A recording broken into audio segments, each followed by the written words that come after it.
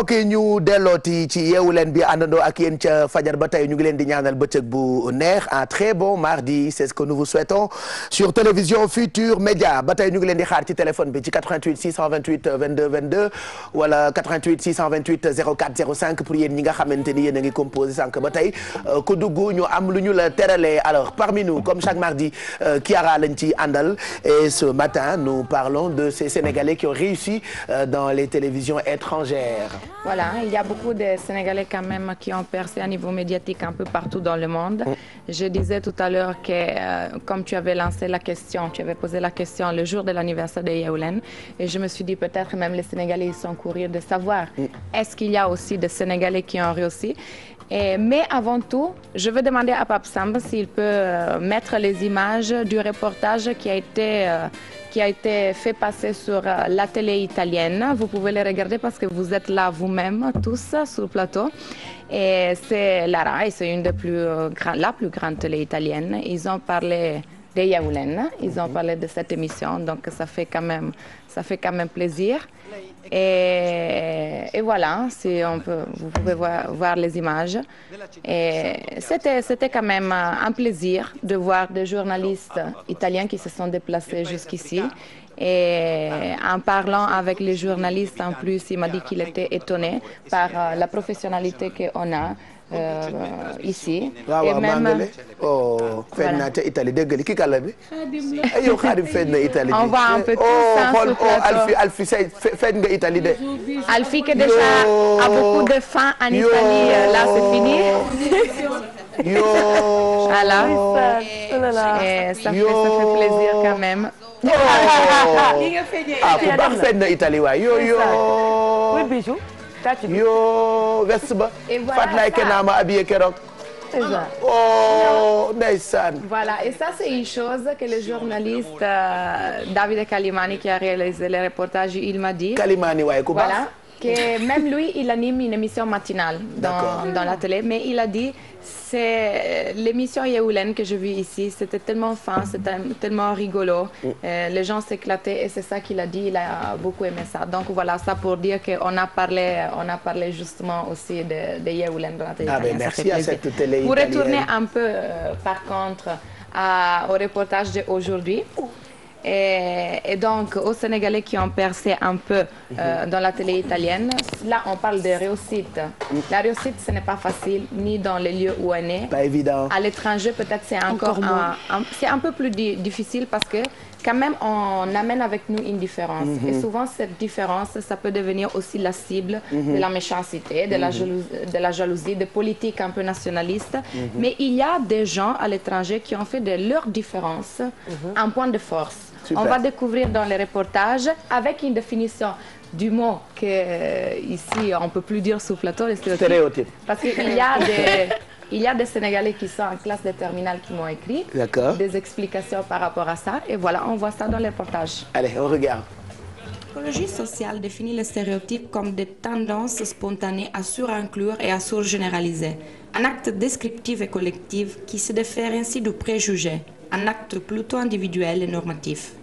Les stéréotypes consisteraient donc à expliquer ce que les gens font par ce qu'ils sont. Une définition qui peut être vulgairement traduite avec la sentence « je vois ce que je crois ». La question que je pose aujourd'hui est donc celle-ci. Et si ce que je crois ne correspond pas à ce qui est en effet la complexe diversité de la réalité?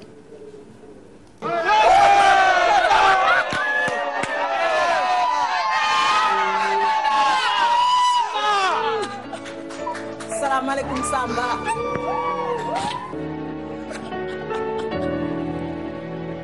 Samba, ti ricordi con la tua piccola valigia? Mia madre che piangeva. Io ti dico una cosa che non ti ho mai detto. Ti voglio bene tanto.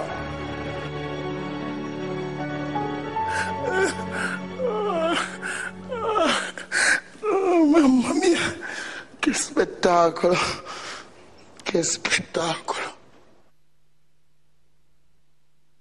Poi che non sei rimasto appeso tu, no? Perché in Italia c'è la moda. È arrivato dall'Africa per cercare lavoro. Ciao. Ciao. Ma ha trovato molto di più. Billo, il grande Dakar. un film di Laura Muscardin, musiche di Youssou N'Dour. Sposami. Hanno ben arrestato. Non c'avevi di abbazzare. Billu, il Grand Dakar, al cinema, perché un sogno non ha confini. dama leen a bëgg woon fi may dund sama kër gi mu ngi ci tund wi dàq ci rong fii mooy centro storico maa ngi salon bu mag sama studio bois antique lañ ko defaree salle à manger waañ ñetti néeg waxuma la dara sax sama terrasse bi soo fa taxawee tund wi yëpp ngay gis douze ba nag maa nga fa ponkalum jacuzzi. Gol della Juventus, andiamo a Torino, Idris! È grandissimo questo figlio di Napoli, questo grandissimo figlio napolitano. Oh Ciro, quanto ti amo, quanto ti voglio bene. Se non fossimo con il davanti a 50.000 spettatori ti avrei mandato in bocca. Ma no, Idris! Ma sei pazzo! Idris! Ci domandiamo, ma perché le persone partono dai loro paesi? Io penso che il problema, la domanda vada fatta lì.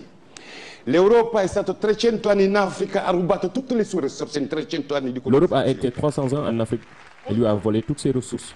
Aujourd'hui, nos paysans n'ont plus de terre à cultiver à cause des multinationales.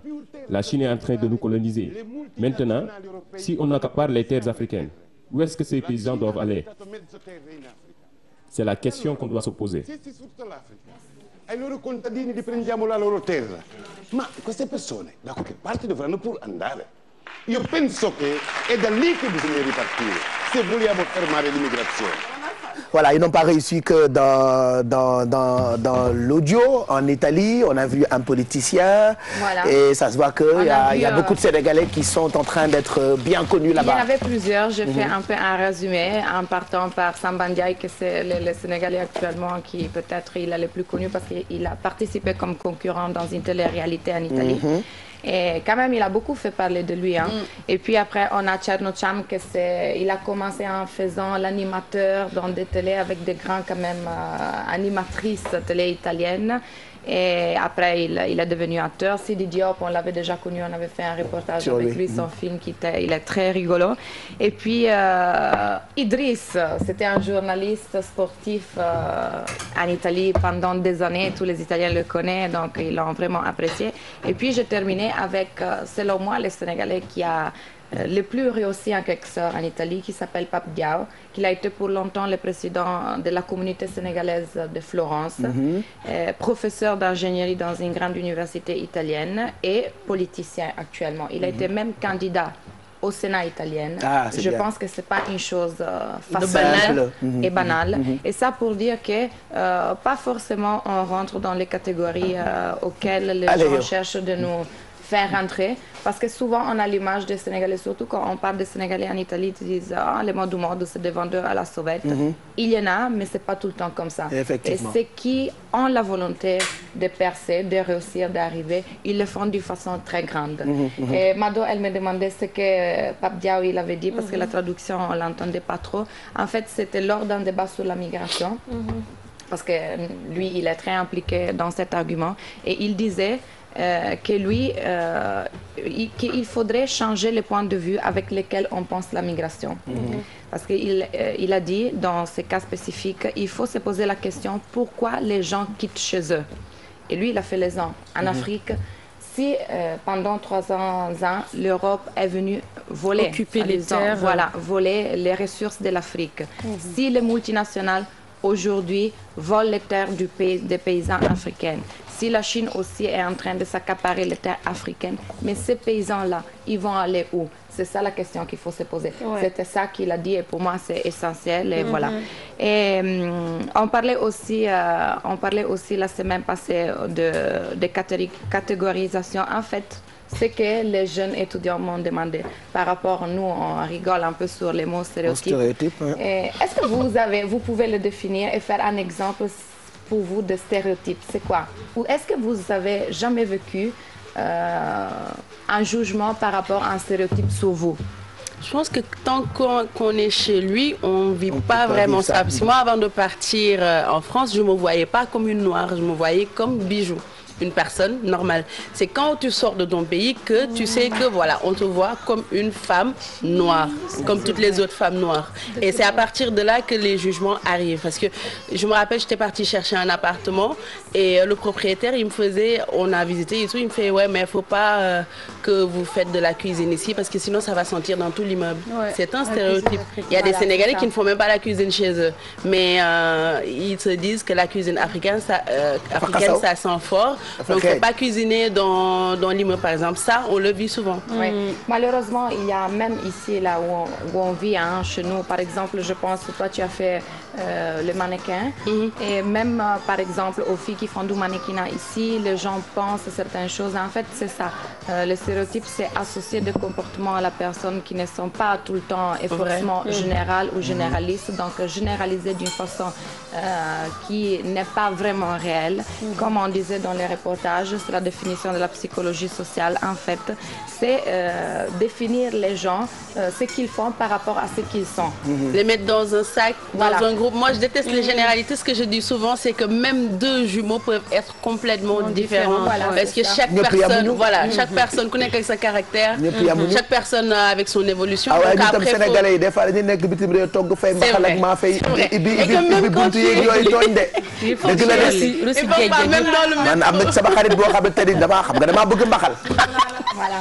Xadi jéemee Hollande lay dem mu togg mbaxalam yu baax ak nit nekk tooñ. En fait, tubaab bi di romb rek. Tu connais le nettetu loolu tooñ la de. Nettetu, ça je pense que dëgg la de. c'est une des choses que ex à chaque fois il me dit sur cette vie. C'est à peu près la même similarité. ba pare bi ko gën a naqari mooy fufu yi ñuy togg di ibbi fufu togg seen fufu kànja wala seen fufu yu baax ibbi seen buntu appartement. léeg-léeg da ngay tëj sax waaye day dolli. dëgg la de Sénégalais yi nekk extérieur xam nañu li may wax de fufu ngeen ba taay seen appartement yi.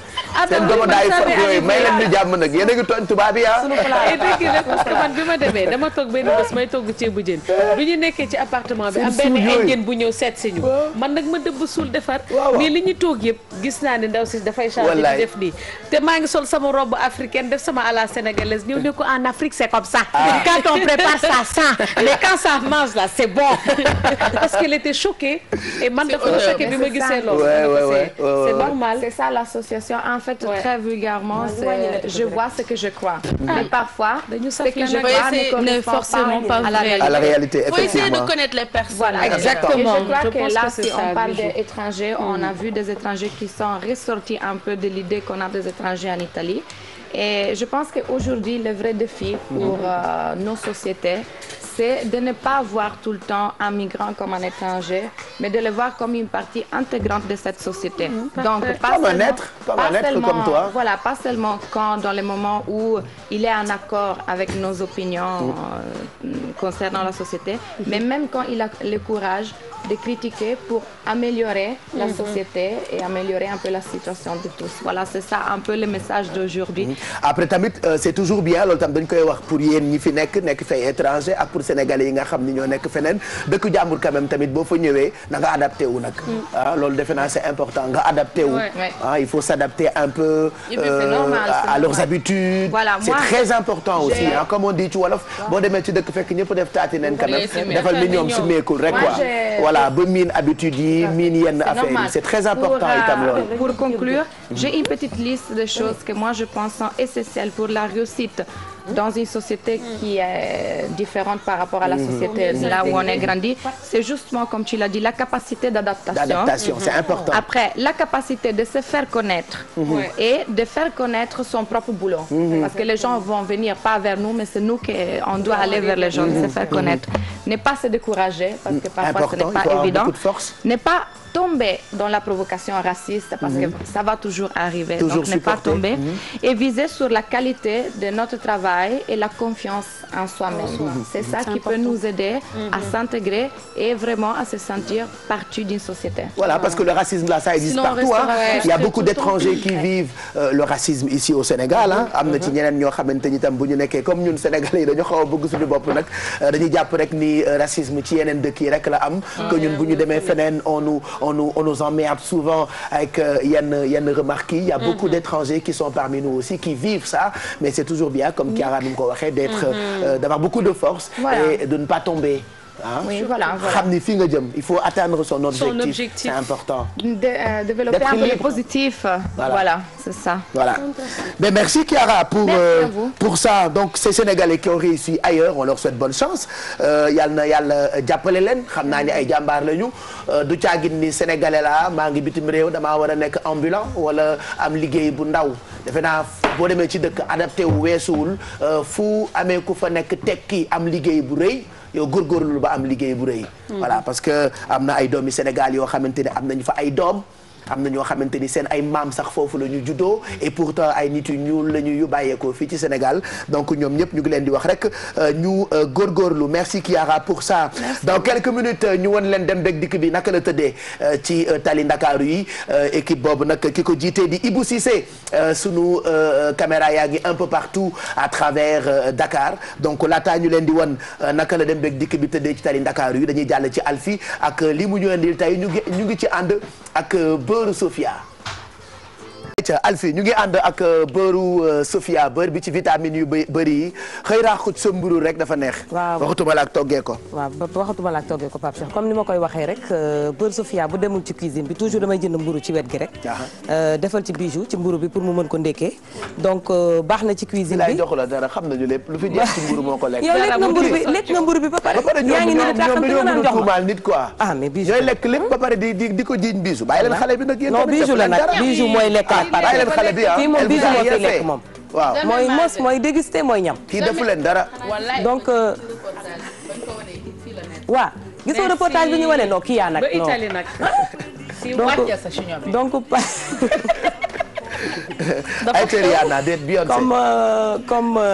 comme ni ñu koy waxee Pape Cheikh benn pot doyatul ci kër yi. ñaar laay dégle parce que benn bi ci waañ ba benn bi ci côté ndekki bi Pape Cheikh. muy riche en des produits enrichis en produits laitiers. Sorance bi nag. lii citron la citron jaune. waaw citron jaune une grande différence Pape Cheikh entre citron jaune ak citron vert. luy différence bi. citron jaune dafa saf suukar. ok citron vert dafa acide. moo gën a forox. ok waaw donc des fois dañuy jël citron vert def ko ci place citron jaune. acidité bi dominé la. maanaam mu rey sa acidité ba mu ëpp. waaw léegi su fekkee nag da ngay utiliser ay genre recette yu mel ni beignet crevette yi nga xam ni da ngay jël zeste bi. pour parfumer ko. l'idéal mooy nga utiliser citron jaune. parce que moo gën a parfumer ci kii te zeste bi du acide maanaam boo ko lekkee weex bi du des sa gémmiñ du des sa lamine donc entre autres Pape Cheikh maa ngi fii ak 200 grammes farine benn sachet levure Pape Cheikh ñaari nen sama meew Sofia bi may waaj a xóoyal nii ci ndox bi muy 15 centilitres waa gis nga de jonge yaa ngi nii ci ak say butéelu diwlin jonge pëli naa ko jàll jaay ba diwlin te kat li ma naqari mooy jaaykatu boutique yëpp jàllo lañ leen di yëpp jàllo donc Pape Cheikh damay jël zeste bi rek def ko ci biir pâte bi maanaam pâte bi nga xamante ne moom laay ñëw tremper sama ay crevettes. donc en général man personnel pâte yi may faral di lekk beignet crevettes yi je trouve que c'est fade. du am dafa saful daal maanaam dañuy jël pâte bi rek def ci xorom. te yow sa pâte mën nga ko personnaliser. def ci sa safa yu baax Pape Cheikh. boo jëlee pâte bi def ci zeste citron gis nga odeur bi ni muy dégager. donc am naa fi cumin def tuuti kaani bu sew Pape Cheikh xorom ak poobar moom tam day dem ci pâte bi. nga xam ne suñu defaree suñu ay beignets de crevettes dinañu am goût bu assez neex maanaam ci gémmiñ ma dagg benn jonge super doré Pape Cheikh. damay wax ma lay jàppale sama assistant bi. Alfa dagg dama ci mën pourtant am na yoon dafa am yoon. am na yoon loolu laa doon xoolaale te sama bët yi baaxatul. waaw bët yeeg noppi yëpp ay dem. yow yëpp a dem léegi. baatu jabet bee yóbbu lépp. jabet bi yóbbu na lépp.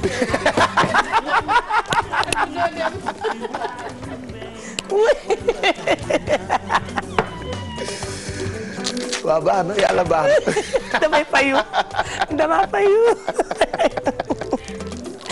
jërëjëf Ba jërëjëf Ba donc pardon tey moom damay fayu moom. Mami Ba bu ngeen gisul Alfi weekend bi seen kër rek xamal ni xoola koj naa ko. donc Pape Cheikh dañuy jël jonge bi. def ko directement ci crevette bi. crevette bi biñ ko xoolee Pape Cheikh dañu bàyyi genn bi. maanaam dañu xolli yëpp mais da ngay bàyyi lii ngay jàppee nga xam ne su beñe bi ñoree wala boo koy trempé ci pat bi di nga am loo xam ne moom ngay jàppee donc dañuy jël tuuti jonge def ci biir crevette bi avant ñu koy trempé ci biir pat bi jonge super doré donc mu andil ñu goût bi ñu soxla Pape Cheikh léegi mën nañu jublu ci pat bi bu ñu tojee ñaari nen ci biir directement donc ñu jël meew bi su la neexee nga jël meew su la neexee mën nga utiliser ndox directement ça dépend ci noo koy defaree. ok bu leen fàtte bu Alphie di defar togg yi mën ngeen continuer di woote en même temps ci téléphone bi 88 628 04 05 wala 88 628 22 22 yu baax yaa ngoog yéen la ñu ko jagleel et puis li ci neex mooy même bu yeewu leen jeexee 10h15 après journal bi Amina Poté bu dee def Richmond Gis mën ngeen a dugg mu jox leen ci dépense yi muy séddale comme quoi matinée bi yëpp yéen ñi ci biir kër yi la ñuy gunge ci télévision Futur Média ndax ñoo ni woon ni ngeen ko bëggee rek nañu koy defee donc ñu ngi leen di xaar ci téléphone bi 88 628 22 22 ak 88 628 04 05 bu leen fàtte itam ni mën ngeen yónnee ay message choc CHOC ci 24 500 bu ngeen bëggee gagné ci yi ñuy joxe ak combat bu mag bi ñuy pare ci diggante Balla Gaye 2 ak Eumeu Sène. donc waaw ñu xóoyal donc pat bi warul yolom parce que suñu defee crevette bi ci biir maanaam dafa war a attaché pour mu mën la jox ay beignets yu assez gonflé du ñu fàtte def levure ci biir parce que def nañ ci benn sachet Pape Cheikh donc dëwlin bi ñu teg d'habitude nit ñi dañuy ragal ay friture mais dëwlin bi dafa war a am température bu mu war a yegg maanaam suñ ko dafa war a nugg wala dafa war a tàng trop. warul sens Pape Cheikh bay saxaar d'accord mais warul tamit sedd ba nga xamante ni soo ci dugalee crevettes yi doo gis mu xaw a tëb dëgg la waaw mais tamit suñuy togg genre recette yu mel nii toujours ñu teg ay mouchoir de côté da koy mapp waaw nga xamante ni bu ñu seppee rek teg ko ci mapp la waaw mu mapp donc Pape Cheikh mu mapp dëwlin bi ëpp donc gis nga pat bi ni mu mel ni Pape Cheikh. dafa sonn ndeysaan. donc warul ndoxe. donc warul dang warul ndoxe. donc gis nga texture waaw texture bi ñu am ba mu mën a enrober crevettes yi. donc ñu jël crevettes yi ñu def suñu jonge super doré Pape Cheikh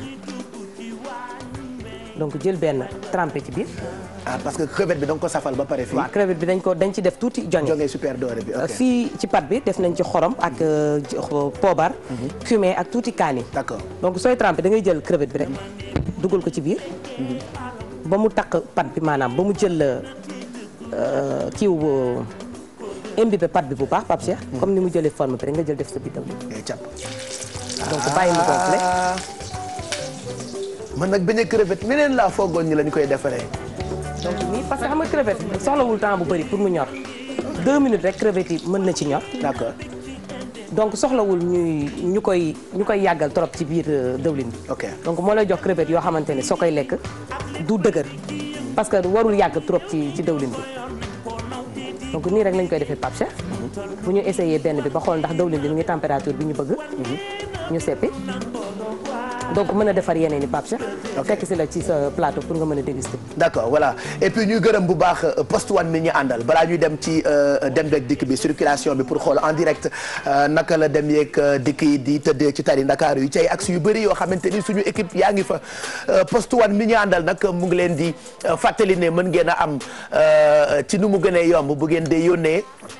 wala jot xaalis alors 200 francs maanaam ñeent fukk dong ngay fay bu fekkee da ngeen di yónnee xaalis di leen fàttali Post One moomu ñu àndal nag moo leen di jox lépp loo xamante ni tey jàll na fi tey ci yeewu leen bi donc Post One mi ñu àndal mu ngi leen di ñaanal bëccëg bu neex et puis la ca neex mooy mën ngeen ko fekk ci bépp bërëb bu ñu yónnee wala pour jot xaalis partenaire agréé yi ak boutique yi nga xamante ni ñu ngi fay yónnee wala jot fa xaalis alors ñu xool dem beeg dikk bi naka la tëddee ci tali Ndakaaru yi ci ay axe alors fii defe naa après buntu Pikine la regardez buntu Pikine dem beeg dikk bi tar na foofu pour ñi nga xamante ni ñooy jógee ci banlieue bi bu dee da ngeen bëgg a jël autoroute bi di ko jaare buntu Pikine di jógee banlieue pour ñëw Dakar gis ngeen ni dem beeg dikk bi amul dem bi pour dugg biir Pikine du am problème mais pour génn buntu Pikine actuellement ci rond-point bi c'est tout un problème donc loolu la ñu xamal léegi nii ci axe boobu ñu nekk foofu nga xamante ni moo dépassé tuuti buntu Pikine foofu oto yi waxuma la ralentir mais daanaka dañoo taxaw surtout ci côté rond-point bi génn ci autoroute bi bu dee beneen axe bi di rond-point Cambérène voilà rond-point Cambérène par exemple foofu itam oto yi ñu ngi dem par ndànk dañuy ralentir surtout tamit ci rond-point bi nag bu dee da ngay dem ci banlieue bi wala ngay jóge ci banlieue bi pour dugg Dakar boo ko jaaree ci rond-point Cambérène bi boo yegsee ba ci rond-point bi di nga ralentir tuuti xëj na ñiy dem rapidement mooy ñiy dépasser rond-point bi duggee ko ci côté mariste bi noonu pour ñëwee Dakar xam nga yooyu ay xeetu déviation la foofu mën ngeen fa jaar bu dee autoroute bi bu ñu tiimee pont Patte d'Oie bi comme vous le voyez ci autoroute bi yëpp ci axe yëpp oto yaa ngi dem normalement di dikk donc dès que vous dépassez buntu Pikine ak rond-point Cambérène bi du ngeen amati benn problème fii ba bu ngeen de yegg côté pompier loolu lañ ñu wax ak équipe bi nga xamante ni ñoo nekk ci tali bi donc ci kaw autoroute bi nekk ci pont Patte d'Oie bi comme vous le voyez il y a presque pas de trafic oto yi ci dem bi ñu ngi dem normalement ci dikk bi jógee banlieue pour dugg Dakar ñu ngi dem normalement donc côté boobu amul trafic bu dee pont Sénégal 80.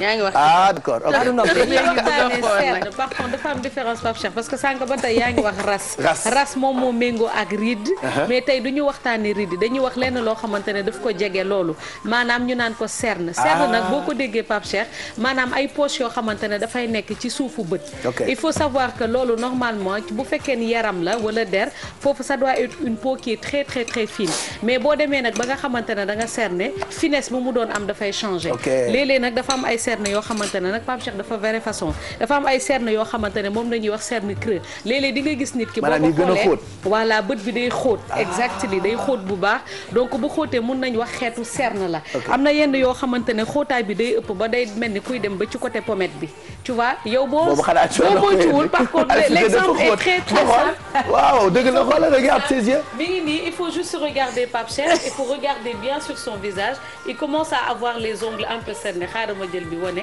gis ngeen donc yi mooy dem yi côté pommette bi boo leen gisee c'est parce que c'est dû à la fatigue moom commencé naa là une petite cerne creux bi ma la wax léegi nag mi ngi xóotle di ñëw nii côté pommette donc bañ a la noppal et les autres va voir avec les autres va voir avec les autres les filles voilà comme par exemple biche comment elle s'appelle encore je l'ai dafa xóot c'est vrai parce que li ma gis fii nii ci sama bos. voilà c'est ce que je vois non par contre il y a une légère différence xam nga yow sa bos dafa xóot bi bijou am moom mooy poche mais beneen yoon dinañ ci ñëw parce que moom ngay gis ni dafay maanaam der bi ça remplit maanaam graisse moom mooy nekk day mel ni lu neew yi quoi day mel ni lu neew yi moom moo nekk poche moom c'est ce qui est là. ba xanaa poche kaw ak suuf la am. dinañ ci gën a waxtaan beneen yoon inchallah voilà donc rek kaw su bay faay.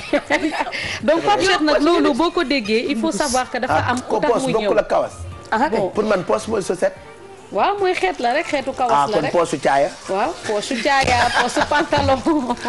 mais yi nekk yi tudd poche mooy comme si dafa neewi. voilà moom comme si dafa neewi exactement man aw ma nag ay poche subaar fakal la kii moom xale net la subaar fakal la waaw laf cat laf cat. d'accord donc on revient rapidement Pape Cheikh boo gisee nag lan moo koy indi apparition des cernes c'est parce que coono nit boo demee ba nga xamante ne da nga sonn ci ngay commencer nag di am li nga xamante ne moom moo di ay cernes coono boobu nag c'est parce que tu as tendance à avoir des nuits courte maanaam heure bi nga war a nelaw 8 heures de temps la mais yow doo nelaw loolu da ngay nelaw tuuti juste une petite partie ba tax na cernes yi dafay commencer di ko indi bu yàggee tamit ñoo xooxu stress parce que nit bu stressé du nelaw ce qui fait que bëtam yi dafay commencer di cerne ba pare li ci gën a bon aussi moom mooy mauvaise hygiène de la vie boo déggee mauvaise hygiène de la vie saa su ne dañ koy wax kuy jëfandikoo lu mel ni cigarette kuy jëfandikoo lu mel ni alcool loolu aussi dafay tax li nga xamante ne moom moo di ay cerne moom muy apparaître mais dafa am benn à partir de benn âge boo xamante ne ci lay commencé génn boo amee 25 ans jëm 30 ans ci la commencé nag di génn cerne yooyu mais nag ce qui ni ma ko doon waxee rek li koy gën a provoqué moom mooy fatigue beeg manque de sommeil beeg yooyu te il faut savoir que manque de sommeil bu fekkee ni da koy manqué dafay wàññi wala day diminuer production collagène te amoon na ay temps ñu ngi doon wax production collagène yaram comme ni ñu waxee mélanine daf koy produire mélanine mooy liy wàllu couleur yaram collagène nag boo leen ko déggee nag moom mooy favoriser yaram bu élastique yaram bu nooy maanaam dafa mel ni buy hydrater sa yaram ba tax na nag dañuy wax tout le temps comme conseil dee leen di tàmm di hydrater seen suufu bët yi parce que dafa baax day tax doo leen am ay cernes voilà nit c'est très sensible en plus voilà da ngay ragal mu dugg ci biir donc nii ngay def rek enveloppé ko nekkete dañ ko war a alors que ce qui fait que ce n'est pas hydraté mu dem nag ba nga xamante ne cernes yi génn léegi nag bu ñuy wax que quelques techniques yoo xamante ne bu fekkee ñëwaguñu ci produits naturels yi y a des produits yoo xamante ne dañ koy joxe comme genre anti cernes yi Pape Cheikh yore amaat na yeneen yoo xamante ne nag c'est à base de gel parce que est-ce que tout le monde peut utiliser ça góor ak jigéen yëpp góor ak jigéen parce que dafa am yoo xamante ne c'est à base de pour anti cerne am yoo xamante ne pour poche la mais la plupart ni ñu koy conseiller sans que tu me l'as dit très tôt tu m'as dit que Mado del tàmm di utiliser ndox bu sedd donc faut savoir que remède du cerne lépp loo xamante ne da nga ko war a utiliser maanaam dafa war a sedd ba tax na bu ñu la waxee utiliser diw yi baax na mais bu fekkee tu dois prendre des médicaments il faut prendre des gels boo seetloo lépp lu gelé boo ko defee ci sa yaram ça a tendance à rafraîchir donc moom mooy la jox effet sedd bi nga doon wax sànq ndox bu sedd wala la glace parce que quand je suis trop fatigué fajar bi il m'arrive ma sol moo ak ndox bu sedd guy exactement on fait d'ailleurs d'habitude avant le make-up dafay je veux dire ça rend le visage ça raffermit voilà moo tax c'est la solution donc bépp koo xamante ne da nga bëgg a avoir une peau nette un visage net ou bien cacher tes cernes base bi il faut que mu nekk lenn loo xamante ne dafa sedd comment tu l'utilises da nga koy def comme diw rek voilà et tu mets sous tes yeux tu peux essayer tu le mets voilà et quand tu appliques Pape Cheikh pour ne pas avoir maintenant des poches mooy l'application parce que boo ko appliquer bu baax da ngay traiter foofu dafa sensible day tax nag mu sadd bu yàggee mu jox la poche donc il faut savoir le tapoter léegi li ñuy wax nag Pape Cheikh c'est xanaa ko da ngay joxe ñu diwal la mooy gën non yow booy diwal sa bopp xam nga li ngay defal sa bopp yow yaa ko gën a mën a def nank que nit ki la koy defal mais mën nga jox sa jabar wala waaw ay xeetu baax la rek waaw roof yàqul jët waaye léeg-léeg tamit il faut nga tase ku régler nag fi nga ay c'est vrai Alfie mën nga jox Ricardo mu diwal la waaw waaye soxna Pape Cheikh bul jox Pape Cheikh mu diwal la ndax da koy ngéwle nan ko may ma nii ma bopp def ci leneen nag mu jox la poche donc on revient ci ni ma ko waxee woon la première dañuy joxe ay trucs et astuces li ñu mën a joxe conseil mooy maanaam kudd bu ndaw saa yoo leen xëyee mën ngeen jël wala guddi gi ngeen jël ñaari kudd yu ndaw ngeen bàyyi ko au congélateur da ngeen di gis ne dafay wow bu fekkee da nga xëy nga am li nga xamante ne moom moo di poche wala cerne mën nga ko ci appliquer boo ko ci appliquer daf koy fixer ba nga xamante ne di nga mën a maquiller wu cerne yi du feeñ wala poche yi di feeñ te boo ko ci tegee da nga ko ci teg pendant 4 à 5 minutes bu ñu ñëwaatee ci li nga xamante ne moom moo di thé Pape Cheikh thé tisane tout le temps ñun dañ koy naan on a tendance nag ak utiliser benn thé boo xamante ne c'est à base de camomille camomille chaque jour ñu wax ko lan mooy camomille ay herbe la yoo xamante ne ça permet de se relaxer ça permet de dindi lépp loo xamante ne moom moo di fatigue boo jëlee nag li nga xamante ne moom moo di infusion bi ñaar yëpp mën nga ko utiliser maanaam bu dee ñun dara duñ ko sànni thé bi boo ci paree mën nga jël sa coton nga dugal ko ci imbiber ko teg ko ci sa réfrigérateur ba mu sedd mooy li mel ni ñooxit affaire boo ko utiliser ba pare ko ali waaw mais yow bu fekkee da nga ko xam nga boo infusé thé ndox ngay am ndox boobu ngay jël sa coton trempé ko ci biir nga jël coton bi def ko ci congélateur bi ba mu wow nga jël ko après appliquer ko ci say suufu bët pour mu dindi cerne bi mais comme li nga wax boo ko utiliser aussi au lieu nga di ko sànni papier filtre bi tamit mun nga ko def ci sa congélateur boo jógee tamit nga génnee ko di ko def ci sa suufu cerne balaa ngay maquiller wu surtout comme ça day tax cerne yi nga amoon du feeñ wala bu fekkee na nga amoon poche da koy dugal moo amaat lenn loo xamante ne Pape Cheikh ñu koy wax marque de café boo déggee marque de café mooy lii nag mooy doom bi mais boo ko walee maanaam dafa mel ni nga dëbb café Touba segg ko boo leen gisee nii ci écran bi moom ngeen di gis xam nga doomu café yi nii nañu mel boo ko walee nag ba mu mel ni pëndëx moom ngay jël voilà nga utiliser ko jël benn cuillère boo xamante ne sunguf lii lay doon bu la neexee café Touba nga yokk ci benn kuddu yaourt nga bàyyi ko tuuti aussi ci sa réfrigérateur pendant toute une journée ba nga xamante ne day sedd boo demee ba nga war a xam ne 30 minutes wala 1 heure de temps après donju café bi maanaam damay wane donju bi mais ci tënk dafa mel ni nga jënd sachet café Touba xam nga boo jëndee café Touba wal ko naan café gi ba pare ñun duñu sànni dara dañuy jël li nga xamante ne moom moo di pëndëx boobu nga jël ko utiliser ko def ci benn kuddu jël benn kuddu yaourt mélanger ko bu la neexee nga jël quelques gouttes de citron mais citron bi Alfi wax mooy citron bu jaune bi boo ko ci jëlee nga mélanger ko bàyyi ko mu yendu ci frigidaire bi toute la journée lii nag boo koy appliquer Pape Cheikh guddi nga koy def comme ça nga bàyyi ko ci sa kanam nga toog lu yàgg maanaam masque lay doon boo jógee nga sëlëm sa kanam tu vas voir que effet cerne yi nga doon am day dem ba day wàññeeku parce que il faut savoir que voilà marque de café anti-âge la lépp loo xamante day jëmal ci màggetal wala ras daf koy dindi te beneen technique aussi bu fekkee da nga am une peau adipeuse boo xamante ne dafa am cellulite boo ciy def gommage tamit daf koy dindi donc amaat na beneen boo xamante ne c'est très simple Pape Cheikh maanaam mu di limon elle l'avait dit mais limon bu jaune bi parce que beneen bi c'est trop acide donc boobu aussi boo ko jëlee appliquer ko ci coton def ko ci sa réfrigérateur di ko faral di ko def ci sa ay cerne dina la jàppale lu mel ni concombre itam xam nañ ko di ko dagg di ko def ci biir congélateur di ko def ci sa bët voilà day faral di dindi lépp loo xamante ne moom moo di cerne ak fatigue la mais daal suivre les conseils da nga koy jël teg ko toujours au congélateur maanaam mooy glace wala ndox bu sedd bi ngay jël di ko seulement boo toogee un moment pour te relaxer nga def ko ci day dem ba nga xamante ne cerne yi du feeñ da ngay gëmm teg ci dagg exactement lépp loo gis rek ci yëf boo bëggee mu am avantage il faut se relaxer moment de relaxation toog tuuti même bu fekkee nelawoo nga daal mais daal li ci gën ci tënk il faut avoir un bon sommeil nit ki da nga war a nelaw Pape Cheikh 8 heures de temps mooy base bi éviter tout ce qui est tabac tout ce qui est alcool ba pare avoir l'habitude de s'hydrater les yeux Bijou wax na ko boo leen di diw dee leen di tàmm di diw seen suufu bët yi dina leen jàppale pour dindi lépp loo xamante ne moom moo di cerne beneen yoon nag dina ñëw ci poche bi Pape Cheikh di wax ndax poche kawas la xaw ma poche caaya ba tey lii nañ fi indi woon tey Pape Cheikh. Merci pour ces conseils donc marque de café thé ak concombre. exact baax na ci cerne. ak seulement ndox mu sedd fajar. parfaitement pour sa kanam di kat. exact comme yi ngay def chaque suba rek moo tax ngay pop le matin.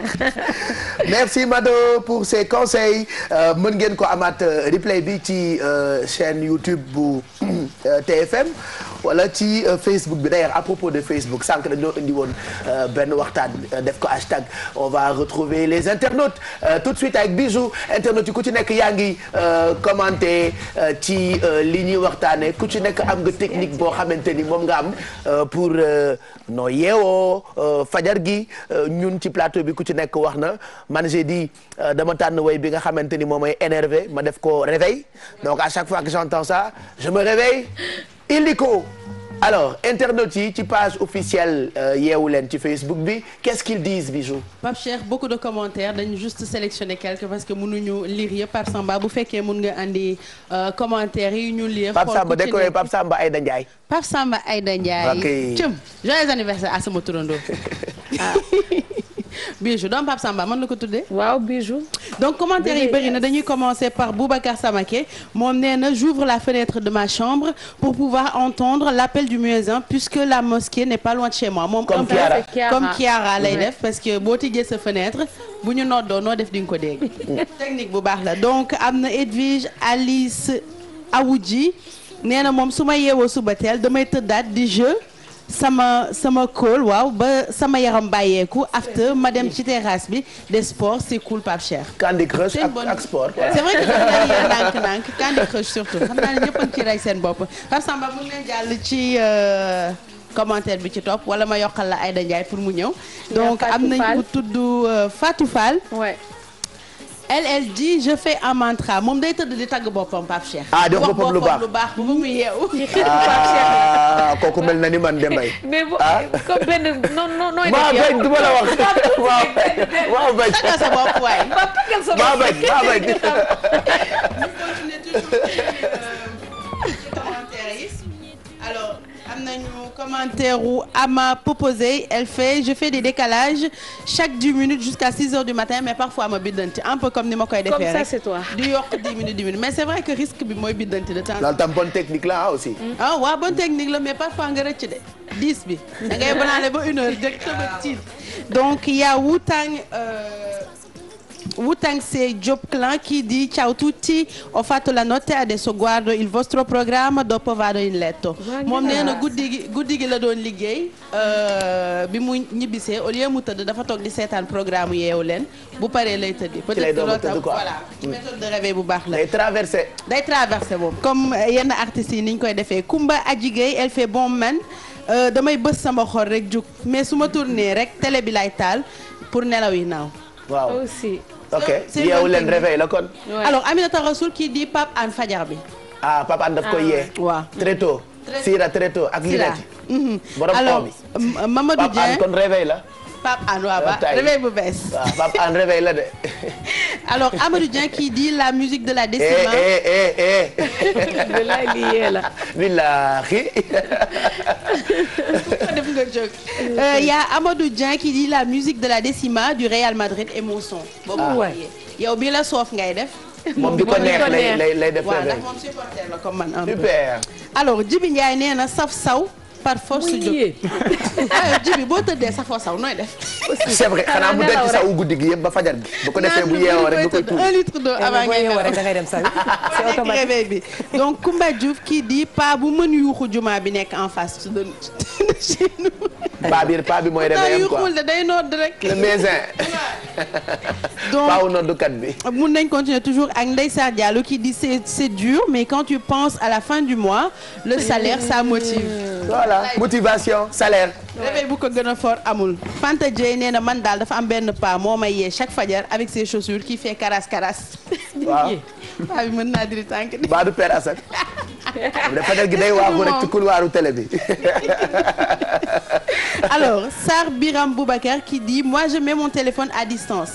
comme ça bu sonné affaire da koy énervé il est obligé de se lever pour aller prendre son téléphone. c'est méthode bu baax la. ouais. alors Nogué Dramé nee na ma technique est de penser à la prière. c'est bon. donc ñu terminer juste ak Amadou Dioum qui dit comme moom 8 heures de temps lay nelaw par guddi day def tout pour nelaw avant 8 heures. j'ai rien compris.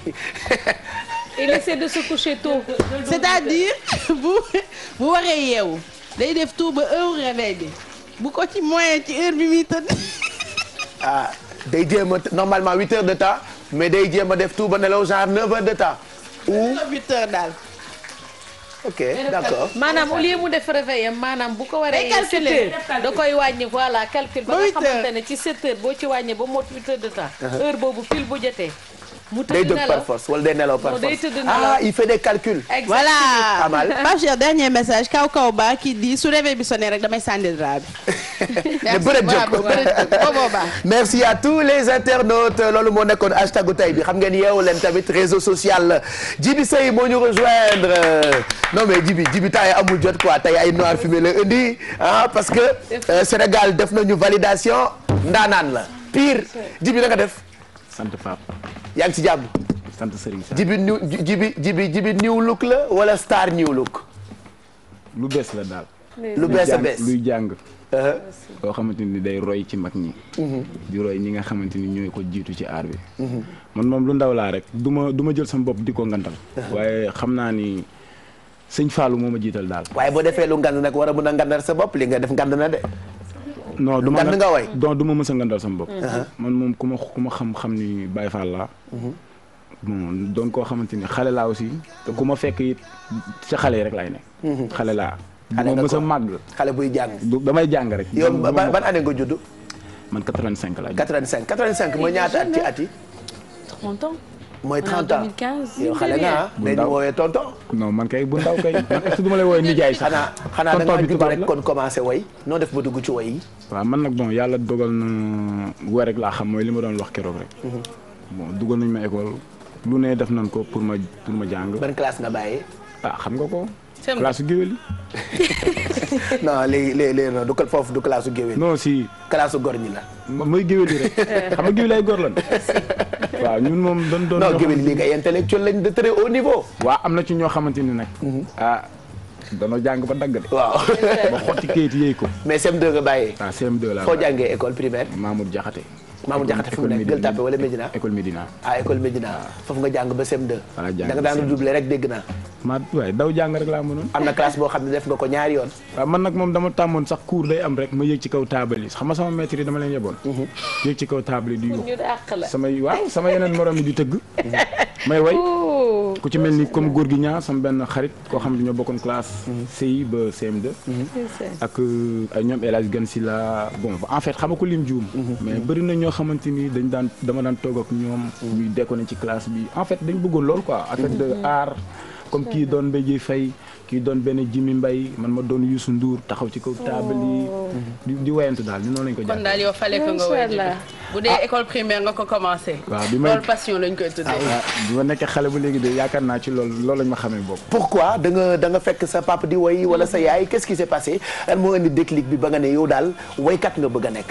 waaw man nag bon sama papa moom nem si yàlla si maa ngi koy ñaanal yal na yàlla seral ya xam. yërëm ko fal suuf ci koom jégal ko ay bàkkaaram. ci barke Seydina Mohamed. sama papa moom du woykat. waaye sama yaay moom bu woyee fii léegi nga daanu. ndax moom presque booy xool man ci Youssou mooy sama idole. mais sama yaay moom moo ma gën a yokk ma gën a bëgg a woy. moo lay inspiré quoi. parce que bu woyee moom en fait dafa bëggoon benn woyu Fatou Guewel Diouf. woyu Fatou Guewel Diouf. ah d'accord ban la.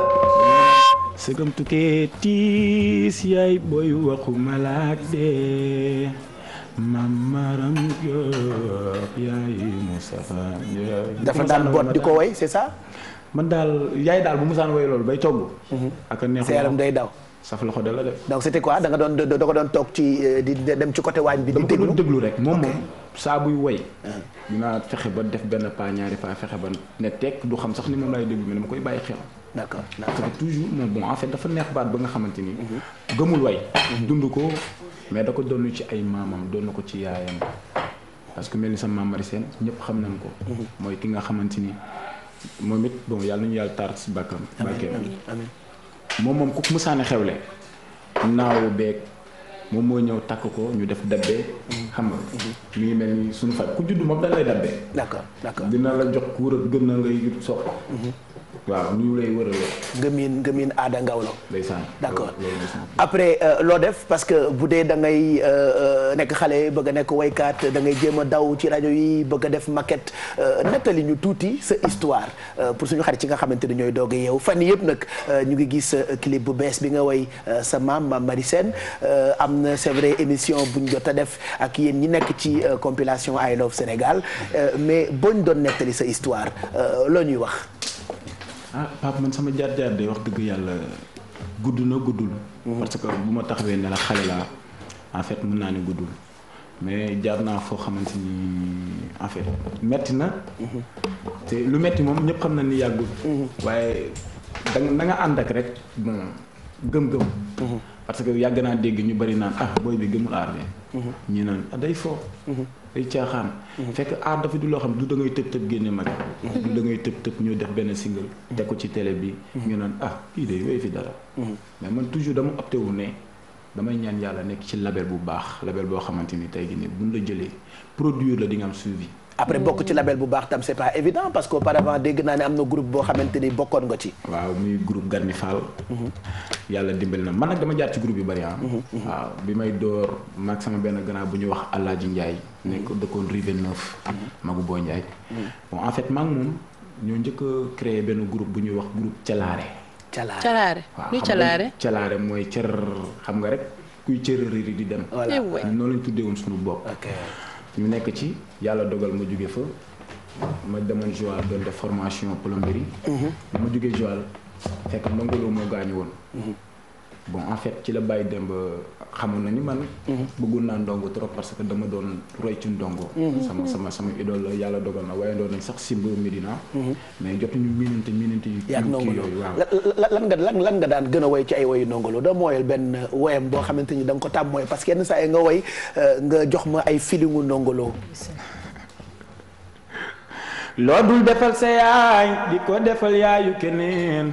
séntu kii yaa baax ndax sa bopp la bu yaay waxee nga sànni loxo bu baay waxee nga sànni loxo bu yaay waxee nga sànni loxo bu baay waxee nga sànni loxo boo génnee foo manti jaar ñu ne yow la.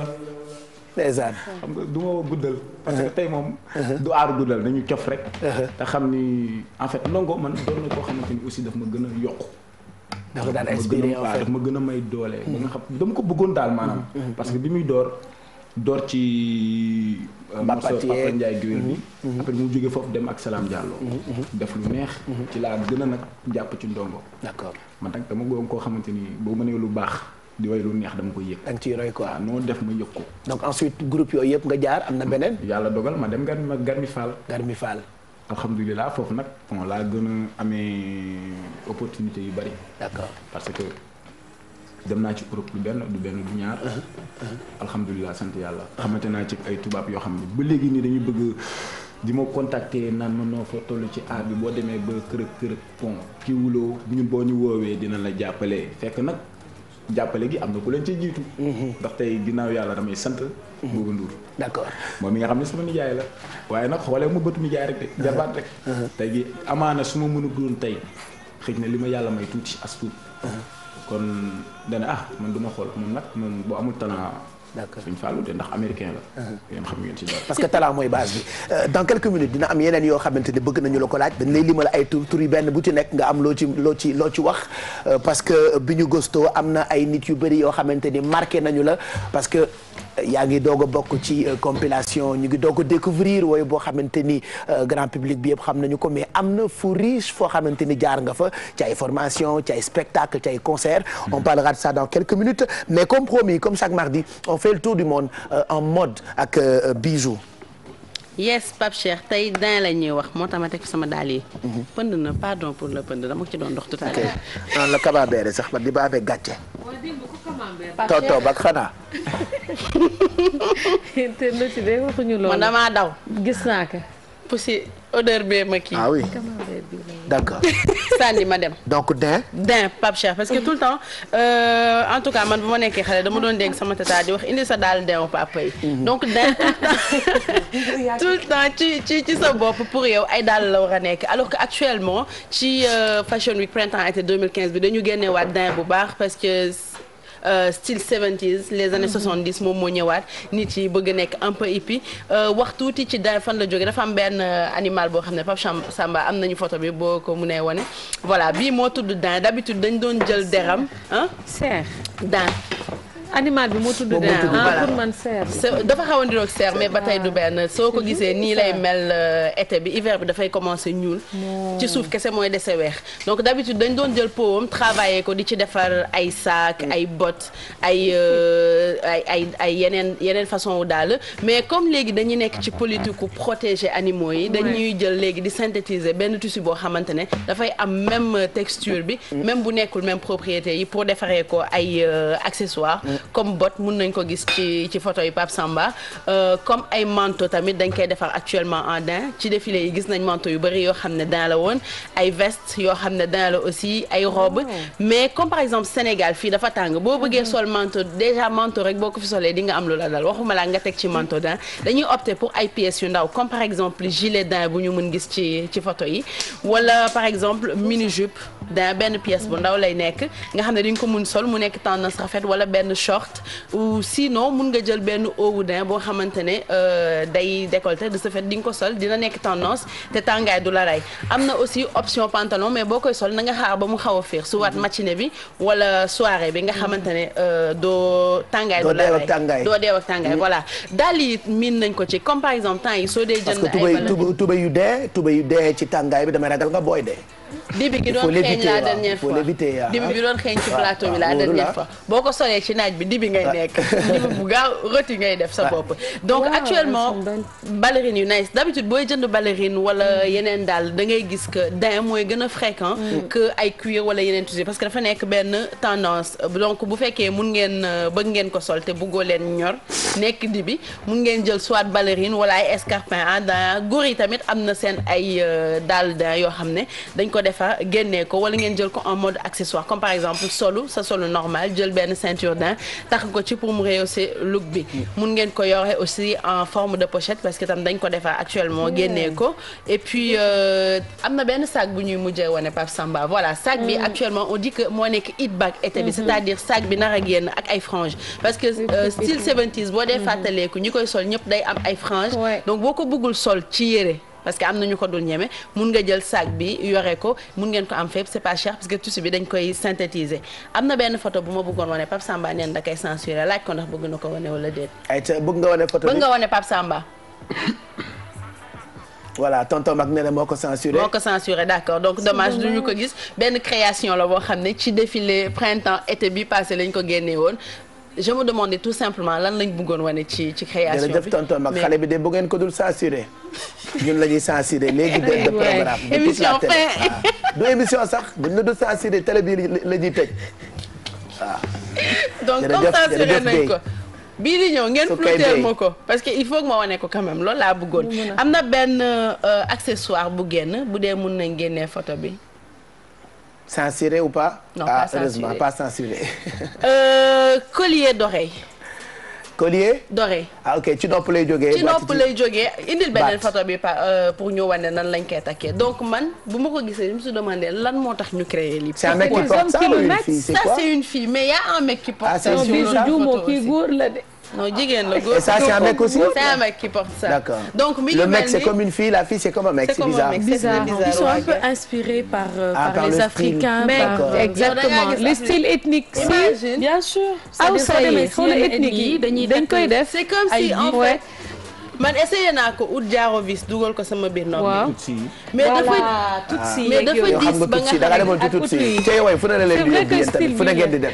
dem nga ci ut yeeg tutsi. dama ut jaaro vis dugal ko ni. Sinon tu les mets un peu derrière tes oreilles. non dama ko essayer à la maison jël ay jaaro bis takk ko nii pour mais dafa diis lii day taawi sa nopp yi xëcc ko mu wàcc. waaw ko jéem a takk da koy dagg mukk. je pense que mus naa gis keps mu def lu xaw a mel noonu. jaaro bi ñëw ci baat bi je sais plus mais benn yoon. waaw style j'ai vu une fois keps faire ça. voilà mais bi ñaar yëpp la ah. dañuy takk ñaar yëpp après. mu wàcc doon ko d'accord mais diis na diis boo xamante ne parfois tu te dis li ñuy créer. donc c'est quoi le conseil peut-être jënd am collier bu gën a oyof. bu diisul voilà bu diisul peut-être. ça peut faire genre jaaro vis. ça peut faire genre. dugal fii benn vis bi. mais lii collier la par contre. non bu fekkee da ngeen ko bëgg a adopté te amoo leen ko. boo ko amulee mën nga ko adopté ak collier bu ma yor d'accord. mu ne bii damay naan ma doon wax nga dëgg de. collier diis na de. collier bi bu mu diis man sama bopp dafa diis parce que ay perle la. chaînette boo leen ko amee. ngeen jël jaaro vis dugal ko fii. dugal fii beneen vis takk ko. on se fait ça non mardi prochain. mardi prochain on va essayer. góor ñi bënn mën nañ ko def di nga abal buuba collier. nee na totti collier nañ ciy jëlee. totti collier léegi ñu jox buuba wala ñamewoo buuba. te artiste dañu ragal seen producteurs yi non man moom duma genre boobu. man respect rek. lu la neex nga koy wax quoi mais franchement buuba lakkal na la ah. non moom. ñëpp perfectionniste la. dafa dur. dafa dur. ah oui. ah bon ah bon ñun xam nañ si dara. xam nga koo xamante ni ragalul li ngay def. maanaam su ma opté def lii. loolu laay def. moom noonu la mel. ok ensuite. loolu moo jeex Pape Cheikh parce que li ma bëggoon wane en insolite ñuy jël. voilà y a plus assez de temps. doo leen ko fàtt. ben merci en tout cas c'est ce qui fait tendance mën ngeen ko gis ci Facebook bi wala sax ci internet bi ci chaîne YouTube bi ci TFM bi Mamadou Mouhamed Ndiaye la ñuy àndal fii ak ay minutes pour revue de presse bi alors ñu poser juste quelques questions Mohamed na nga def. maa ngi sant yàlla. njëkk si jàmm. alhamdulilah xanaa sa baat bi dafa dee. seer naa la. ndax lu Mohamed. xanaa sa baat dafa dee. nu may def jàmm wala dosé bi la rek. déedéet soo bëri maa ngi yuuxu ci rajo bi. mais dosé bi pour lan la dosé bi quoi laa bëgg a laaj lan la. yow lan la quoi lan la dafa am lu xew. voilà. waaw léegi non Pape nag dañuy yokk sa salaire. wala daa am lu la fal ci télé bi. dafa am lu la fal ci télé bi. waaw du ma bàyyi ma tontu. mais da nga ñuy wax quoi. waaw du ma bàyyi ma tontu. non mais tu nous expliques. non mais yow yaa ma ne li may def kenn mënu ko. waaw dëgg la c'est normal que. loolu maa ko wax soxna leer na ma ne am na koy labat ci xaaral rek. wuy ma sa benn jërë ngeen jëf rek. waaw. la loolu fay na 15 rajo. waaw loolu koo ko wax. ak fukki télé ak ñaar. loolu koo ko wax. waaw dëgg la bu la neexee nga gan. léegi waaw jibi mais xam nga man yéen ñaar dama leen fan parce que da ngeen am choix. dëgg la waa ni day am choix. bu ngeen sañsee rek ma bëgg. des fois dama leen bëgg a pirate mais. yaa ma gën a xam. may naa la li ma sol ci kaw dafa perte. may ko daal lii wane leen ba mu simmeeku. man may ma daal lii micro ba dañ na bon Mohamed. ma bëmax la. waaw daal lii baax na de. aussi. bu feeñee publicité la. waaw kay yéen lay wax bu feeñee publicité la. waaye wane leen daal lii waaye yow. s'il te plaît attaque ses chaussures. attaque. teranga dina bët yow tamit noonu yaa ngi seetaan kay. non bu feeñee publicité la Pape. ma ne na wane rek at ba amul solo. ma ne ko noonu yaa ngi ñuy xool de ko peinture def ay taches de. allez. sa ji nit dang na de yow may ñu tuuti ci jiin bi. mais dem de. ceinture bi. mais yow s'il te plaît le jiin. la ceinture aussi. voilà le jiin. allez jeex na. ayca ñu bëmër la balaa Djibi Seydou ñu woyal. ayca jërë ngeen jëf. Sud Quotidien la ñuy doore Pape mi xëy dikk ak ñun ci lu aju ci jafe-jafe yoo xamante ne ji amoon na ci wàllu njàng mi mu di enseignement supérieur ak déggoo gi am ci diggante ñi nga xamante ne ji ñoo di gouvernement bu Sénégal ak waa SAES journal bi nañu ko jàppe accord boo xamante ne ji mooy li lijjanti jafe-jafe njàng mi moo ko sauvé moo tax njàng mi nekkul ci ay jafe-jafe observateur moom dafa xëy romb loolu nee na waxtaan woo xam ne séq na ko ak Mary Teuw Niane mooy ministre enseignement supérieur ak recherche scientifique mu leeral la waa observateur ana lan moo tax ñu amuk déggoo gi fan la jaar député yi nga xam ne jàpp nañu ci ba waxtaan am diggante gouvernement bi ak SAES ba tax SAES demul ci grève ba tax waa SAES it li ñu jàppoon ñu daal di koy bàyyi lépp Mary Teuw Niane leeral na ko ci biir observateur teg ci sax lii nee na université bi kenn du ko privatiser et puis gouvernement bi lépp lu mu jël ci ay engagement dina ko respecté dana te dem ba jeex loolu lépp Mary Teuw Niane moom moo ko wax ñu wax ci liy xew ci hôpital Abass Ndao ak yéenekaay bii di Le Quotidien xëy ñun ci hôpital Abass Ndao ak docteur Youssou Ndiaye mi ko jiite woon ba mu demee ba jóge fa rapport bi nga xam ne def nañu ko jëm ci audit muy Le Quotidien moo dikk ci loolee ak ni nga xamante ne ji loola waa rapport bi wax tënk ko Babacar ma xool Le Quotidien bu fekkente ne amul ñu jàll ci beneen mi nga Quotidien jàppandeegul ñu ñëw enquête mi dikk ñun ci lu aju ci mbiri politique parti démocratique Sénégal ak jafe-jafe yi nga xam ne nekkee nañu ko procès Karim Wade layoo bak la ca yoon di wax 23 mars la koy wax yéenekaay bi nañu semaine moo ci des waaye fi mu nekk nii parti bi mi ngi ci ay jafe-jafe lan ak lan mooy jafe-jafe yéenekaay bi nañu bokk na ci maître El Hadji Amadou Sall mi yëkkati ay kàddu ca Guédiawaye di xam le ne Macky Sall bu tëjee Karim Wade du fanaan ca palais ba tax ñu woolu woon ko démb section recherche fa la fanaan mi ngi ci garde à vue keneen koo kit mi ngi ci loxo yoon moo di Bathie Seras ak Aminata Ngirane kii di Cheikh Dieng mi nga xam ne moo di maire bu Djiddah Thiaroye Kaw bokk ci gars yi Parti démocratique Sénégal moom ay pneu la ñu fekk ca maire ba ñu ne pneu yooyee da koo tegoon ngir bu ñu tëjee Karim Wade mu ànd ak gars yi ñu taal dëkk bi loolu kon la ñu ko jàppee moom maire bi nag nee na pneu yi affaire reboisement la woon dañoo bëggoon a jëmbat ay garab doon ci soxla ay pneu mais en tout cas li nga xamante ne ji daal leer na enquête wax ñu ko mooy moom maire bi ma nga ca loxo yoon libération xëy dellu si waat ci El Hadji Amadou Sall ma nekk ca loxo yoon ak la ko fa tëye li nga xamante ne ji wax na ko libération ne ñu jamono ji nguur gi das nay seelam ba mu jekk li muy xaar rek moo di màttante jot ba mu wan gars yi ne du ngeen ma ci jiitu laas moom it ñëw ci moomi le mbir lu aju ci gars yi jàppal tànk Karim Wade mu di karimis yi jafe-jafe yi nga xamante ne ji nekkee nañu ko ñi ñu ci jàpp ñi yoon teg ay gët loolu lépp laas xëy na ci dellu si waat Walf Fadjri moom neneen la gisee mu di lan nguur gi ci boppam moo jànnaxe dafa tàggoo ak sogam le pouvoir perd les pédales lan ak lan moo ci am yéen kaay bi nañu jàpp leen bu weesoo maître El Hadji Amadou Sall mi nga xamante ne ji moo ngi ci loxo yoon mi ngi garde à vue Bathie Seras retour parquet la am Babacar Mbaye Ngaraf woo nañ ko ci fi nga xamante ne ji moo di central Assane Mbacké mii nag Walf Fadjri nañu moom it ku jege Karim Wade la tëj nañu ko ndax moo ne mooy ki taaloon kër Moustapha Cissé Lo ba tax na mandat dépôt la ñu ko jox démb mi ngi ci kaso bu Njaareem foofee la fanaan ñu dem ci le témoin mi dikk ak ñun ci lu mu gis mu di ñetti kàngam yoo xamante ne ji ay responsable la ñu ci biir Parti démocratique Sénégal yéen kaay bi nañu ñoom ñett ñëpp ñoo nga ca loxo yoon mais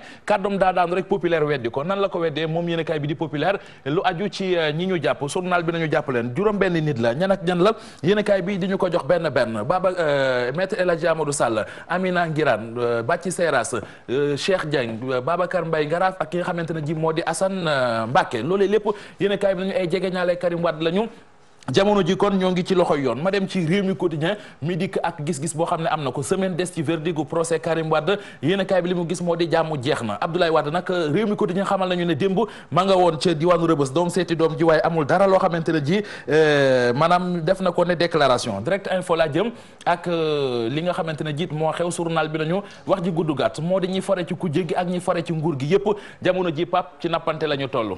jërëjëf merci beaucoup. Aïcha mën nga dem. Merci beaucoup Mohamed. Revue de presse mën ngeen amaat replay bi ci site bi di www.gfm.sn sinon Mohamed Ndiaye ci jotaayu xibaar yi toute la journée ci télévision Futur Média mbokk yi fii la ñuy jaare jeexal tey yeewu leen bi Alfie suñu ay beignet crevette pare na qui va déguster Djibi kan bonne dégustation. Jibi voilà Jibi mooy mos. alors Jibi actuellement yaa ngi ci ay programme yu am solo en attendant sortie compile I Love Sénégal looy dénk sa fan si surtout nga xam ne fi mu toll tembe ñu ngi lay enjoy balaa nga ñuy woyal ñu tëj ci yeewu leen bi. ah sama fan si de li ma leen di dénk Pape. mooy ñu ànd ak dal rek te xam ni lépp luñ ma doon yàqamte wax naan ma génnal da nga war a génn dafa jot ak kërëb. am leen di wax ni ginnaaw yàlla li mu dogal. Bouba Ndour pare na. pare na pour man pare na taxaw pour I Love Sénégal dox pare na pour sama album ak yeneen artistes. moom loolu la fi nekkee. jàppale artistes yi xool ko am talent mu dimbali la. ñun du ñu def lu dul déglu ko parce que boo nekk ak sa njiit. da nga koy déglu. jeex na kon ñu dem ci kaw nga woyal ñu on va se quitter ak suñu benn doom boo xamante ni dafa réer doomu Roubèche la si on peut voir rapidement la photo parce que heure bi jot na rédaction bi pare na pour journalu français bi ak Fatima Ba Diakhaté alors xam naa dinañ ci ñëwaat après certainement biir wareef wala Richmond Gis et puis ñu souhaiter un bon anniversaire suñu beneen doom muy Bijou Yacine Ange Thiam tey la am 2 ans c'est de la part de son papa Pape Samba Thiam ak soxnaam Aïda Ndiaye ak ay bàjjanam ñoom Mado waaw yow maam nga allez ak bàjjan yi fi nekk ak papa mi fi ne on se quitte ak Djibi Sey ñun ñëpp sur scène pour finir Amina Poté mu ngi ñëw juste après permanence tey permanence ci suba si Keps moo ko nekk ngoon gi Chérif Diop mooy nekk de permanence ci télévision Futur Média comme ça ñu wax leen programme beeg yi ñi leen naral naka la tëddee ci TFM kon Djibi ñu bàyyi la nga woyal ñu comme ça ñun ñu dellu siwaat suba dès 6h45 pour yeewu leen merci tonton Mac ak équipe bi ñu àndaloon tey ci yeewu leen bi ayca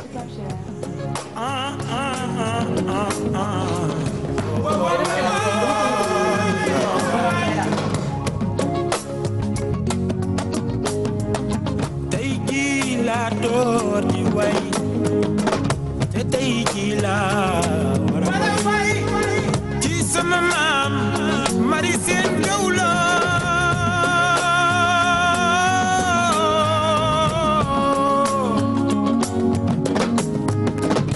taalibe Cheikh Damla nañ ko ji ma roy te xam ni moom la bëgg roy leen ci moom roy naa ci moom taalibe Cheikh nan ko jéem a fonk te xam ni moom la gëm ma boy roy leen ci moom roy naa ci yow fàttaliku war na ma fàttaliku war na ma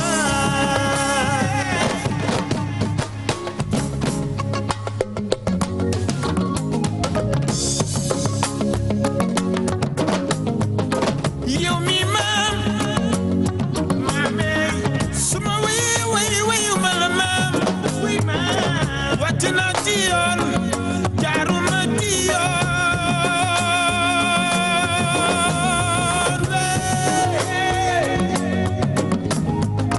ndax yaay guy gu daar gi guni yu ndaw yi ci yow la ñuy jàngee man di jàng naa bëgg xam dara wuy ngir sama taalibe maam da baaxe maam doon taalibe Cheikh ndam la doon taalibe Cheikh ndam la moo ko gënaloon doon suppi da baax ma way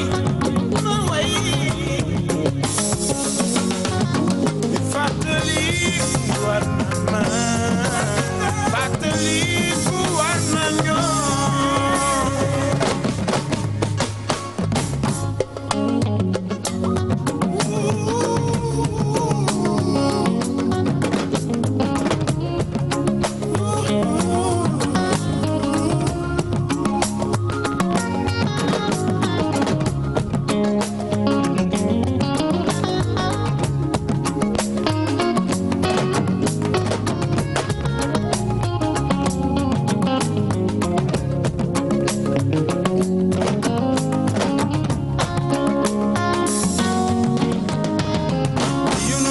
sori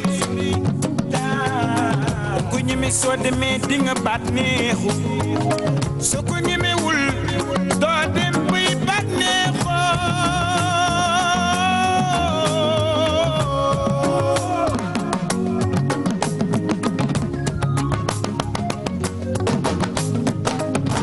ak bëri xaaxaam lool.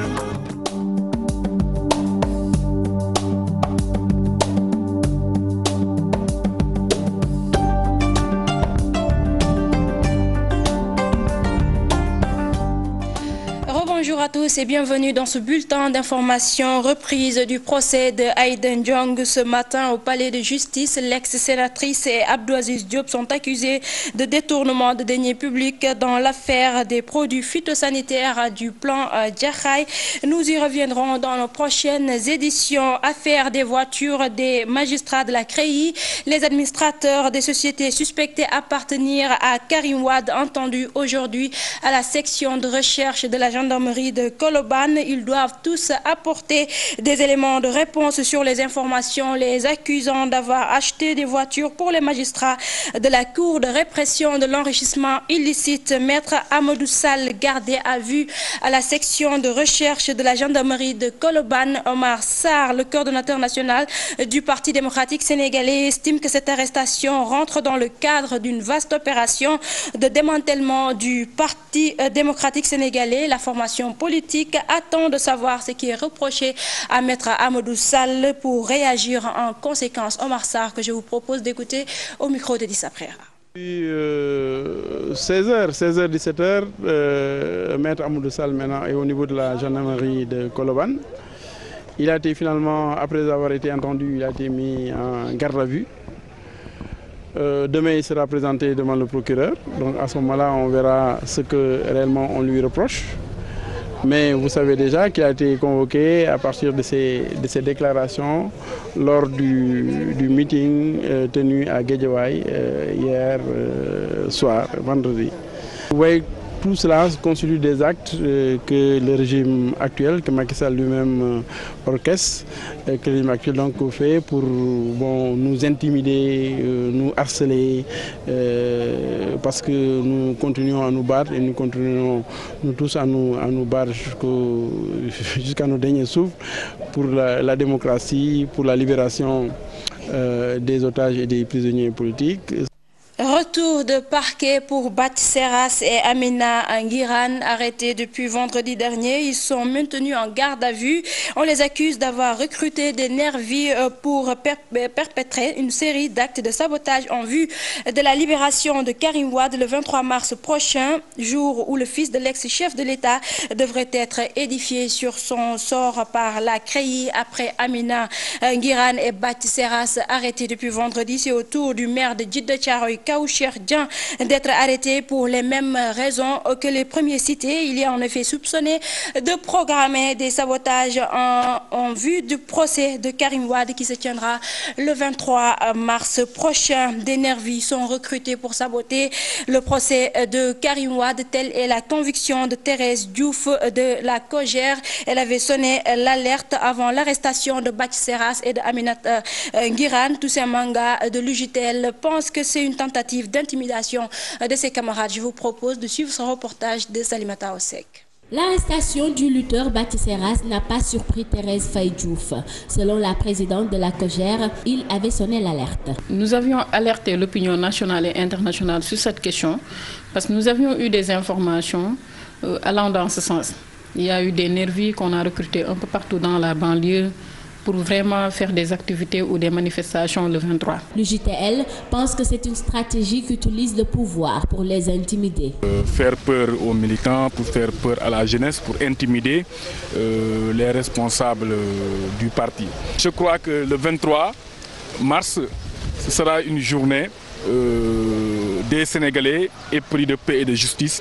Et ce n'est pas ces arrestations-là qui vont démotiver les Sénégalais, les militants ou la jeunesse du parti. Pour le verdict du 23 mars prochain, les deux formations politiques promettent de donner des réponses politiques à chaque acte posé. Au niveau des prisons du Sénégal, il y a combien de prisonniers dans les prisons? Il y a combien de jeunes, de citoyens qui sont dans les prisons? Et pourtant, on n'entend jamais parler de manifestation pour ces gens-là. Aujourd'hui, nous sommes là pour écouter la justice de notre pays.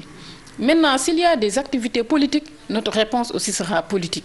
Un procès politique avec une cour politique nécessite une réponse politique. L'arrestation du lutteur de Guédiawaye annonce déjà la couleur des tensions politiques au Sénégal, surtout à la veille de l'attente du verdict du procès de Karim Wade.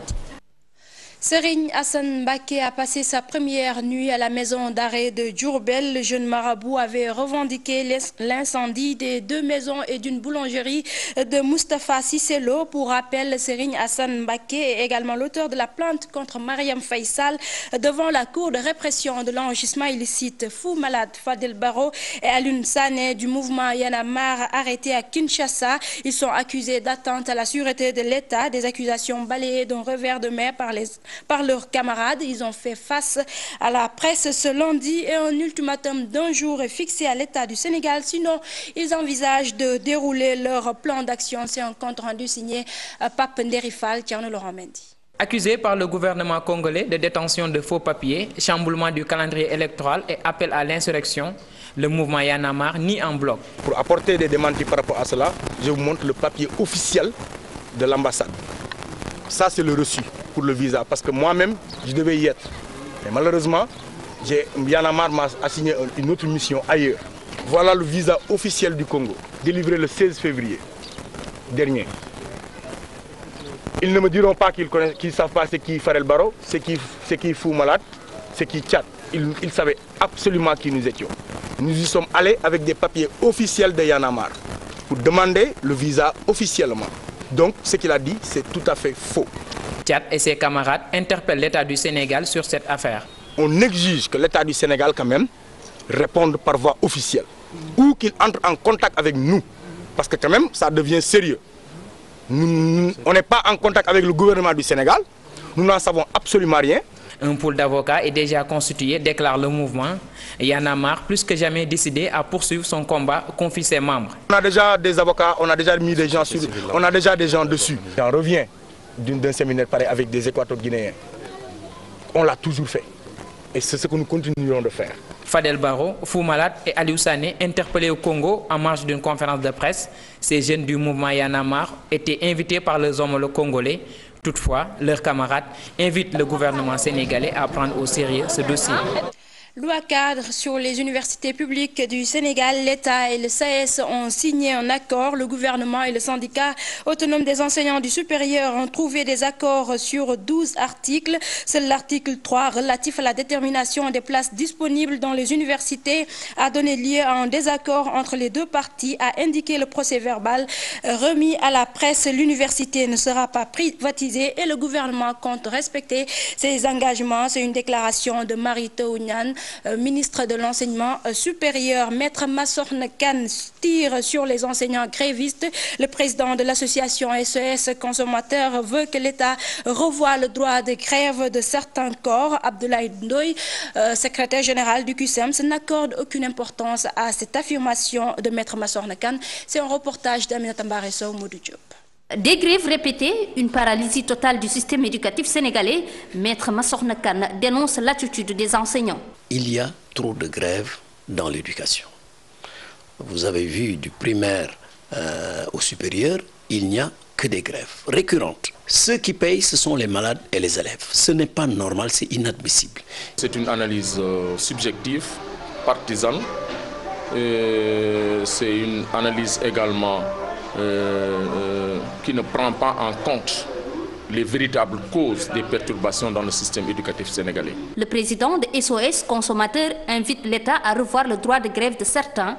Abdoulaye Ndoye, secrétaire général du CUSEMS, parle de violation de la Constitution. Il y a des corps qui ne doivent pas aller en grève, qui doivent utiliser d'autres moyens de lutte. Le droit de grève prévu par la Constitution et par le Code du travail prévoit qu'ils peuvent l'exercer sans que cela nuise à l'entreprise. Lui, il remet en cause un droit, parce que le droit de grève, je dis c'est un juriste, c'est pourquoi c'est étonnant. Dans un communiqué intitulé « Halte à la grève des enseignants », l'association SOS Consommateurs fustige également la pléthore de syndicats, ce que le secrétaire général du CUSEMS ne cautionne pas. Abdoulaye Ndoye indique par ailleurs que l'avocat à la Cour n'est pas bien imprégné des réalités de l'école sénégalaise. Aminata Mbaré Sow, merci. C'est la fin de ce bulletin d'information. Merci de l'avoir suivi. Rendez-vous à 13h dans l'édition de Wolof. En attendant, nous allons retrouver Kebs Thiam. Elle est de permanence ce matin. Kebs, maa ngi lay nuyu. maa ngi lay fay Fatima di kontaan ci yow di xam ne nag ni ñu ko waxee rek séddale ci kuddu yu njëkk ya la te ni nga joxe xibaar yi yaakaar naa ne teel na te jaar na yoon. kon di nga dikk léegi ak téléspectateurs yi ak programme bëccëg bi. léegi rek ci permanence pendant toute la journée ñu mën a am un aperçu de programme bi tey nan lay tëddee. Merci à vous et bonne journée à tous.